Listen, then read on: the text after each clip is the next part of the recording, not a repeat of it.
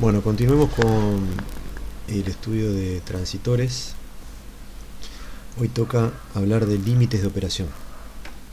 Cada transitor tiene una región de operación donde se garantiza que en esa región no se van a exceder las capacidades nominales máximas. ¿Qué quiere decir? No se va a exceder la corriente máxima, ni la tensión máxima, ni la temperatura, ni la potencia máxima. Y además, en esa región la distorsión va a ser mínima, siempre y cuando yo quiera utilizar el transitor como amplificador. Ya algo de esto habíamos visto en un video anterior. Bueno, respecto de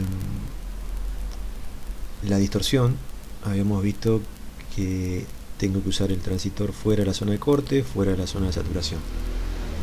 También tengo que tener cuidado que la corriente que vaya a circular a la salida del transitor sea menor que la corriente máxima. Por lo tanto, desde aquí hacia abajo tengo que usar el transitor desde el punto de vista de la corriente de salida o la corriente de colector. Esto es una gráfica de salida, una familia de curvas de salida de un transitor en emisor común. Se dan cuenta porque la variable independiente es la tensión colector emisor. Y también otra pista es que hay una pendiente acá en las curvas de salida, ¿no? Y que el parámetro es la corriente de base, o una corriente chiquitita acá, corriente de base, ¿no? Bien, entonces decía, fuera de la zona de saturación, fuera de la zona de corte, por debajo de la corriente máxima y por debajo de la tensión colector emisor máxima. O sea, la máxima tensión que va a caer entre el colector y el emisor tiene que ser menor que un valor máximo, que me va a decir el fabricante que si yo paso eso se puede dañar el semiconductor, el transitor. Si paso la corriente máxima también. Bueno, entonces si yo digo de esta zona a la derecha, de esta zona para arriba, de esta línea para abajo y de esta línea para la izquierda, sería un área cuadrada, ¿no? Pero sin embargo acá yo tengo esta hipérbola, que es la hipérbola de máxima potencia. ¿Qué significa eso? Que cada punto de esta hipérbola me va a indicar la potencia máxima que puede soportar el transitor sin quemarse, literalmente sin quemarse. Bueno, y cada punto de esta curva se halla con valores de tensión y corriente, porque esto es una gráfica de corriente versus tensión. Por eso tiene esta forma que limita un poco el área cuadrada que habíamos mencionado recién. Hay un máximo valor de potencia que si yo lo sobrepaso, el transitor se va a quemar. Y la potencia, como ya sabemos, es el valor de la tensión por corriente. La corriente es la corriente del colector y la tensión es la tensión. Vamos a buscar un transitor en emisor común para graficar un poco esto. A ver si estaba por acá, creo.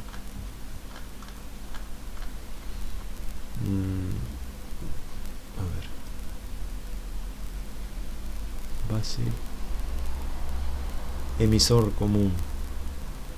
Bueno, la máxima tensión entre este punto y este punto por la corriente me va a dar la potencia, o mejor dicho, la tensión en este punto me va a dar la potencia máxima que puede disipar ese transitor. Bien, volvemos acá. Entonces, a tener cuidado con los valores de tensión máxima, de corriente máxima y de potencia máxima. Bueno, ahora vamos a ver un tema muy importante, digamos, para entenderlo en forma conceptual, para después hacer ejercitaciones y resolver problemas de amplificadores. Va a ser el efecto amplificador del transitor bipolar de juntura. Bueno, vamos a hablar entonces del efecto amplificador. Tomamos como ejemplo un transitor en emisor común, como el que está acá. Después vamos a ver más detalles sobre cómo identificarlo y demás, pero por ahora, al tener este terminal en común, que es el emisor, entre el circuito de entrada y el circuito de salida, yo por ahora podría decir que está el emisor común. Después vamos a ver un método donde analizamos dónde entra la señal y dónde sale la señal que yo quiero tomar amplificada, y va a ser algo también que nos va a guiar para entender en qué configuración está. Pero en principio analicemos este amplificador, digamos, hecho con un transistor en emisor común, que está polarizado, o sea, las junturas están polarizadas con dos baterías. Esto tampoco es una forma práctica, pero estamos estudiando ahora el efecto amplificador. Y la particularidad es que en el circuito de entrada, o en la malla de entrada, a la batería que polariza la juntura base emisor, le vamos a conectar en serie un generador de señal de corriente alterna. O sea, esto va a ser una fuente de tensión que va a tener una polaridad que va a cambiar con el tiempo. Va a ser, miren únicamente la curva roja, no presten atención a nada a lo otro, porque ya vamos a llegar ahí. Pero esta fuentecita va a tener la tensión instantánea entre los bornes, va a crecer, va a llegar a un pico máximo, va a bajar, se va a hacer negativa, va a llegar a un pico máximo negativo, y así se va a repetir en función del tiempo. O sea que esta tensión instantánea se va a sumar o se va a restar todo el tiempo a la tensión de la batería.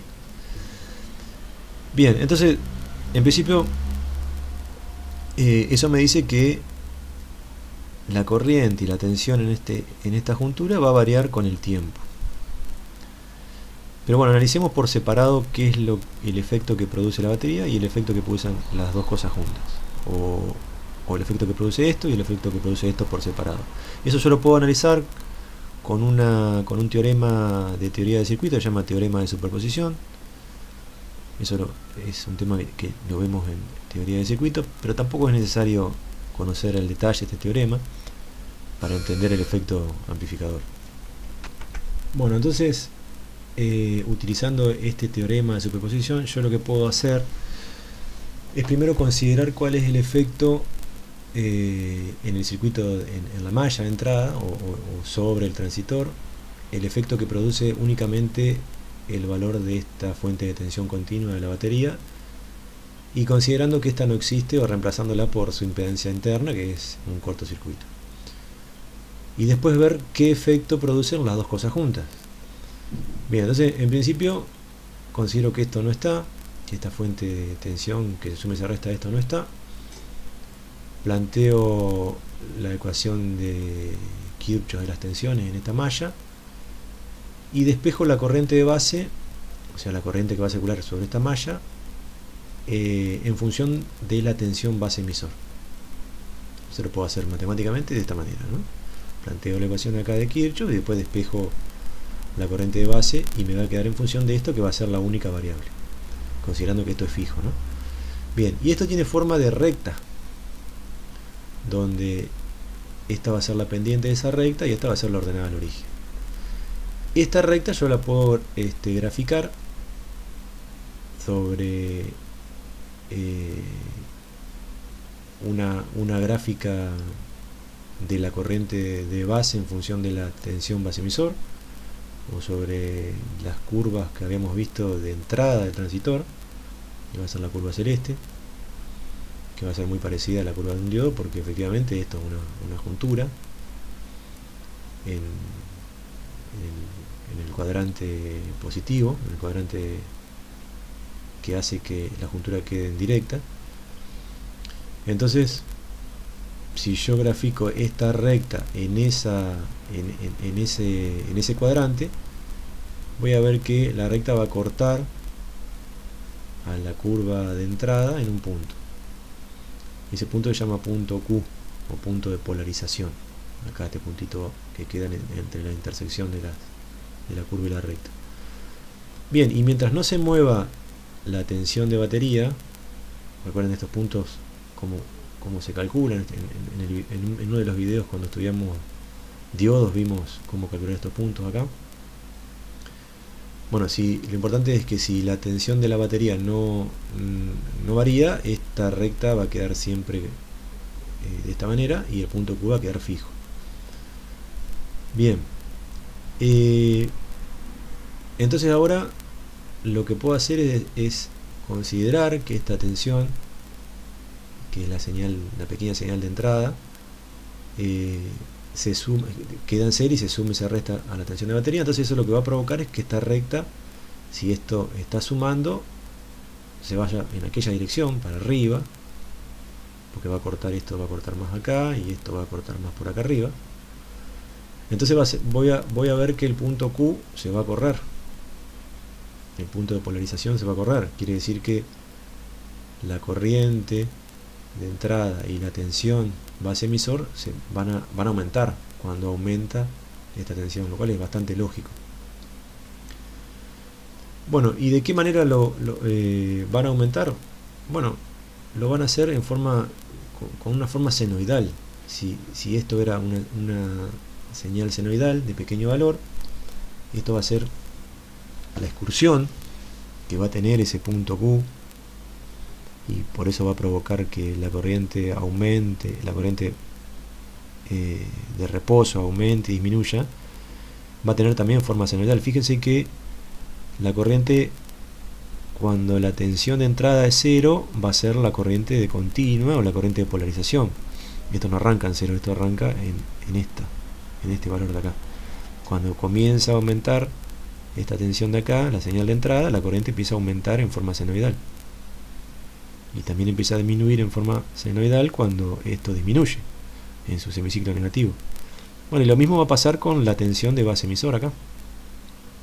Esto se va a mover para allá y se va a mover para acá porque el punto Q se movió y porque la recta de carga se movió. Y la recta de carga se movió porque este valor se modificó. Bien, entonces acá recordando solamente una cosa, ya puedo tener una idea de lo que estamos hablando sobre el efecto amplificador. Habíamos visto que la corriente de colector o la corriente de salida, la corriente que circula por esta otra malla, esta corriente es beta veces la corriente de base, donde beta es un número, digamos, dependiendo del transistor, pero es un número grande, un número 100, 200. ¿Qué quiere decir? Que,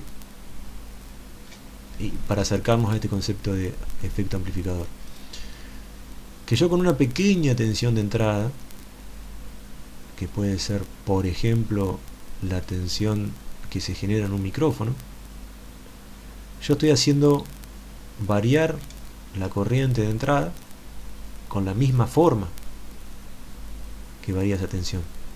Si bien esto es tensión y una magnitud es tensión y esta es corriente, pero la forma, dentro de ciertos límites, se va a mantener. Y esa corriente que va a tener esta forma se va a ver representada a la salida 200 veces, amplificada 200 veces, porque si la corriente de colector se relaciona con la corriente de base por un factor constante que es mucho mayor que 1, de acá yo puedo concluir que la corriente de salida también va a tener la misma forma que la corriente de entrada, pero amplificado justamente beta veces, siempre dentro de ciertos límites que de a poco vamos a empezar a pulir. Pero conceptualmente yo tengo un efecto de amplificación. Con una pequeña fuente de energía, una pequeña fuente de tensión, estoy produciendo una pequeña variación de corriente en la entrada que produce una gran variación de corriente a la salida. Que esa corriente a la salida va a actuar sobre una carga, que en este caso la carga es RC, pero puede ser un parlante. Entonces yo estimo que un parlante que necesita mucha corriente para poder hacer variar la posición del cono del parlante y empujar el aire y poder emitir sonido, cosa que yo no podría hacer nunca si conecto directamente el micrófono al parlante. Entonces, de esta manera estoy logrando un efecto de amplificación en forma conceptual, muy básica y dentro de ciertos parámetros ideales, ¿no? Después van a aparecer determinadas cuestiones que hay que tener en cuenta y evitarlas, pero en principio y conceptualmente el efecto amplificador se trata de eso. Bien, veamos un poquito más en detalle entonces esto de el efecto de la variación de la corriente de entrada, cómo afecta la salida y por qué. Vamos a hacer lo mismo o algo similar a lo que hicimos en la malla de entrada, pero en la malla de salida. Yo acá tengo una malla, tengo esta fuente, tengo una caída de tensión acá, una corriente, otra tensión acá. Puedo tranquilamente plantear una ecuación de Kirchhoff de tensiones. De esa ecuación también yo puedo despejar la corriente de colector versus la tensión colector emisor. Y esto también me da, tiene forma de recta y es muy útil porque yo esta recta me está relacionando la corriente de salida con la tensión colector emisor. Y eso me viene bárbaro porque yo conozco, el fabricante me da una familia de curvas que habíamos visto en los videos anteriores que justamente me muestra también cómo varía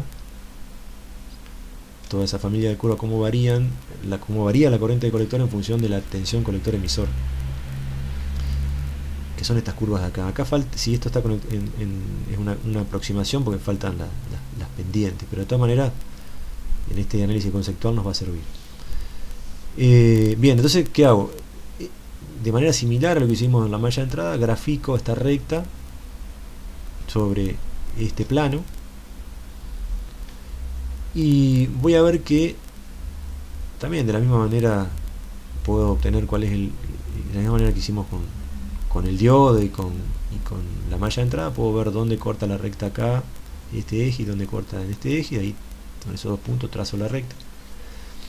Y voy a ver que esta recta va a atravesar las distintas trazos de esta familia de curvas en un solo punto, van a cortar en un solo punto, ¿no? Y acá tenemos que recordar que las curvas de salida de un transitorio, en este caso el emisor común, están parametrizadas en función de la corriente de base. ¿Qué quiere decir? Que para cada corriente de base yo voy a obtener una determinada corriente de colector, también en función de la tensión colector emisor, que en este caso va a ser una recta sin pendiente porque es una aproximación, pero de todas maneras, como les dije, va a servir para este concepto. Entonces, para una corriente de base constante, vamos a tomar 30 microamperes, porque esto está en microamperes. Si por la base están circulando 30 microamperes en forma continua, quiere decir que cuando no hay excitación por acá circulan 30 microamperes que quedan fijos gracias a esta batería y esta resistencia. Esos 30 microamperes es el punto de polarización. Yo voy a obtener a la salida, para este transitor, este ejemplo, 6 miliamperes, una corriente de colector de 6 miliamperes en forma permanente, en forma continua. Eso lo sé porque es el único punto que coincide entre la recta de salida, la recta de carga de salida, y la familia de curvas, y esta curva que perteneciente a toda esta familia. Bien, entonces, recién habíamos visto que si yo considero ahora la fuente de pequeña señal acá a la entrada, que hace que varíe la corriente de base, vamos a ver que acá, vamos a ver gráficamente cuál es el efecto que produce a la salida. Bueno, si esta corriente que en principio en reposo tenía 30 microamperes aumenta, fíjese que acá hay una gráfica de cómo aumenta la corriente de base. Bueno, la corriente de base va a pasar, si esto empieza a subir, va a pasar de 30 microamperes a un valor pico, por ejemplo, de 50 microamperes. Pero para pasar de este punto a 50 microamperes, la única forma permitida es a través de la recta de carga de salida, porque esta ecuación siempre va a gobernar esa dinámica, digamos, ese movimiento de polarización. Entonces este punto va a empezar a moverse hacia allá, hasta la curva perteneciente a 50 microamperes. Lo va a hacer a través de este punto, a través de esta recta. Independientemente de a través de dónde lo haga, yo voy a ver que si aumenta la corriente de base, también va a aumentar la corriente de colector. Lo estoy viendo acá, porque ahora al pasar de este punto a este punto, voy a pasar de acá a acá. Y la forma con que lo hizo también va a ser proporcional a la forma que tiene la corriente de base, porque la relación entre ellos es beta, es una constante. Y acá queda también evidente que una variación de corriente de base produce una pequeña variación de corriente de base, produce en comparación una gran variación de la corriente de salida o la corriente de colector. Y proporcionalmente es mucho, la diferencia es beta veces, son 200 veces, porque fíjese que acá está en el orden de los microamperes y acá está en el orden de los miliamperes. Bien, entonces acá también queda evidente el efecto de amplificación que tiene el transistor, al menos en corriente. Bueno, ahora vamos a ver el mismo ejemplo, pero con algunos valores numéricos. Vamos a suponer que la BS de entrada, esta fuentecita de acá, tiene un valor pico máximo de 1 volt. O sea, al valor que tenga BB le voy a sumar 1 volt. Eso va a producir, que me lo va a decir la curva de entrada esta, o cuando yo resuelva la malla de entrada, quiere decir que la corriente de base, que la corriente de base se va a ver afectada o va a aumentar 20 microamperes. Cuando la tensión esta tenga 1 volt de pico, la corriente va a crecer 20 microamperes, o sea, del valor de reposo que tenía acá va a subir 20 microamperes, y lo va a hacer a través de la recta de carga. Y en la malla de salida eso va a provocar un aumento de 4 miliamperes, porque dice que va a saltar de 6 a 10. Y vamos a ver qué pasa con la tensión de colector emisor, que esto es otro dato que también es importante. La tensión de colector emisor en principio, que va a ser esto acá, estaba en reposo en 6 volt, y al aumentar la corriente de base el punto Q crece hasta acá, y esto va a provocar que la tensión de colector emisor caiga a un valor de 2 volt. Por lo tanto tuvo una excursión de 4 volt. Fíjese que un cambio de 1 volt en la entrada provocó un cambio de 4 volt a la salida. Por más que esta no sea la tensión que va a haber en la carga, al menos en este ejemplo, la excursión sí es de 4 volt. La excursión máxima sí va a ser de 4 volt, y va a ser esa excursión se va a ver reflejada en la carga. Bien, entonces, con eso en mente, de que 20 microamperes provocaron 4 miliamperes a la salida, yo puedo calcular un factor que vamos a llamarle ganancia de corriente, que va a ser la excursión a la salida sobre la excursión a la entrada. Eso me da un valor de 200, que corresponde con el beta o el HFE de continuo. Esto se va a mantener siempre y cuando el transistor esté trabajando en la zona activa o en la zona lineal. Ya vamos a ver algo un poquito más sobre eso. Y siempre y cuando la frecuencia de esta señal no sea muy elevada. Dicho de otra manera, este factor de ganancia va a ser una ganancia en baja frecuencia.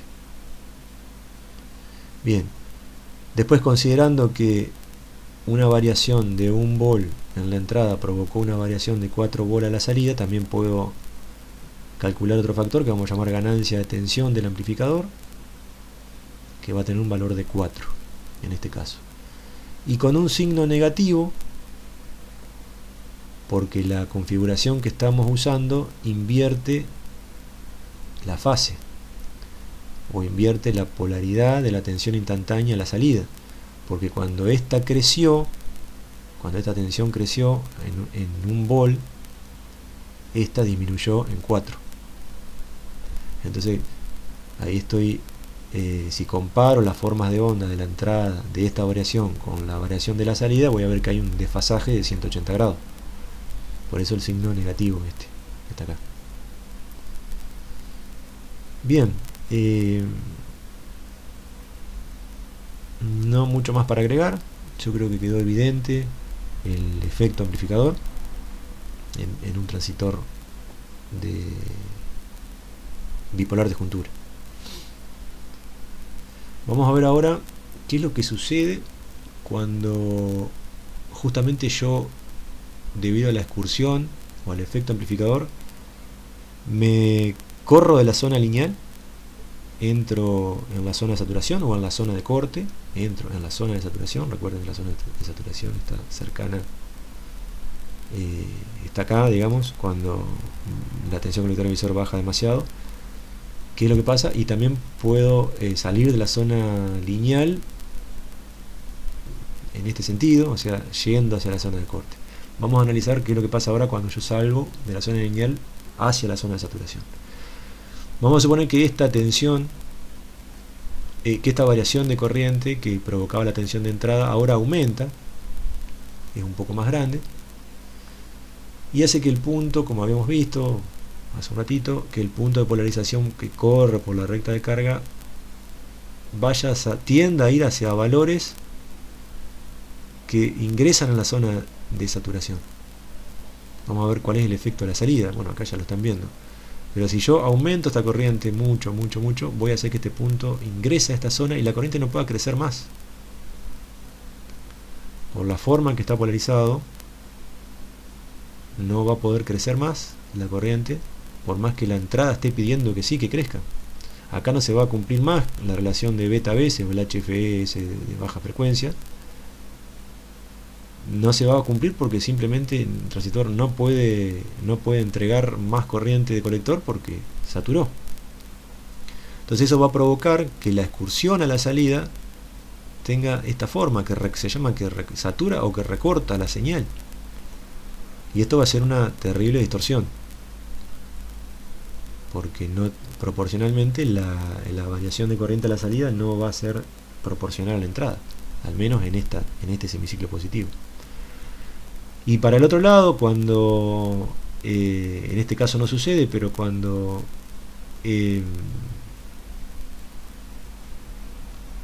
yo desciendo demasiado, también puedo recortar, porque el transistor se va a quedar sin corriente.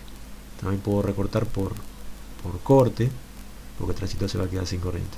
Acá me acabo de dar cuenta, el ejemplo que di recién sirve de todas maneras, pero me acabo de dar cuenta que acá también lo que ocurrió no solo fue que aumentó la variación, en la excursión máxima en la corriente de base, sino que además el punto de polarización que estaba en un principio acá, que es el caso ideal, al medio de la recta de carga, ese punto de polarización pasó a ser que yo también lo puedo cambiar. O sea, sin señal a la entrada puedo decir que el punto de polarización esté donde yo quiera. Eso lo puedo gobernar con la malla de entrada. Bueno, en este caso, además de que esto aumentó, también el punto de polarización se había corrido. Por eso es más notorio todavía el efecto de saturación. Y de esta manera se evitó el efecto de distorsión por corte. Porque tal vez si hubiese estado acá el punto de polarización original, toda esta excursión hubiera hecho seguramente que recorte por falta de corriente. O sea que haya un recorte acá, en esta zona, si no hubiéramos utilizado este punto, y hubiéramos utilizado el original, el punto de polarización. Bien,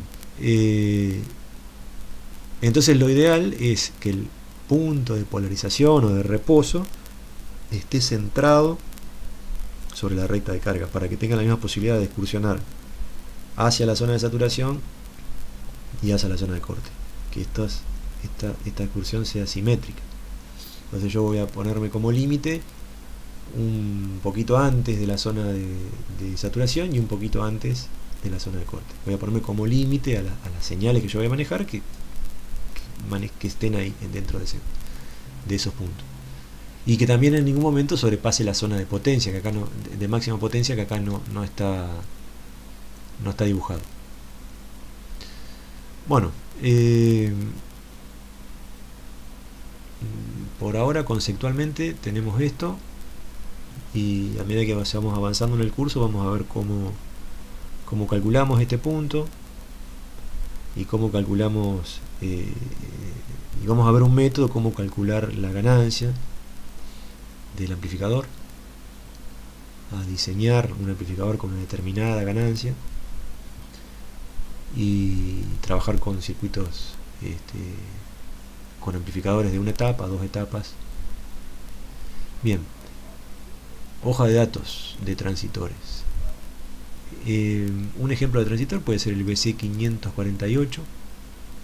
Esto es un transistor bipolar del tipo NPN, que también tiene una hoja de especificación, una hoja de datos, donde podemos ver cuáles son los terminales, cómo están ubicados los terminales físicamente, cuál es la base, cuál es el colector y cuál es el emisor del transistor. Además de obtener los valores máximos de tensión colector-emisor, por ejemplo, 65 volt. También en la hoja de datos voy a encontrar el valor máximo de corriente, voy a encontrar el beta, la ganancia de corriente en baja frecuencia, y voy a tener también distintas familias de curvas. Bueno, un ejemplo, digamos, todos los fabricantes tienen su propia hoja de datos, hay varios fabricantes que fabrican el mismo componente. Un ejemplo puede ser este, hay muchísimos, y sobre todo en este dispositivo que es reconocido. Por último, voy a hacer una aclaración. Esta no es la única manera de lograr una amplificación. Esta forma de polarizar al transistor y lograr amplificaciones se lo conoce como clase A de amplificación, donde se busca que tanto el semiciclo positivo como el semiciclo negativo bueno, este justo caso no, pero que se trata de que tanto el semiciclo positivo como el semiciclo negativo de la señal que yo quiero amplificar no tenga distorsión, ningún tipo de distorsión. Es una característica típica de los amplificadores clase A. Hay otro tipo de amplificadores, clase B, clase AB, clase C, donde ya no es el comportamiento 100% lineal en todo el ciclo, digamos, de amplificación. Son amplificadores que depende de la aplicación, se eligen dónde usarlos. El más simple y el que también usamos en alta frecuencia va a ser el clase A, que es lo que vamos a estudiar en este curso. Bueno, terminamos ya la unidad. Acá por último hay una foto del primer transistor experimental que fue desarrollado en los laboratorios Bell, y acá tenemos al Dr. William Shockley. Este nombre seguramente lo recuerdan de la ecuación de Shockley del diodo.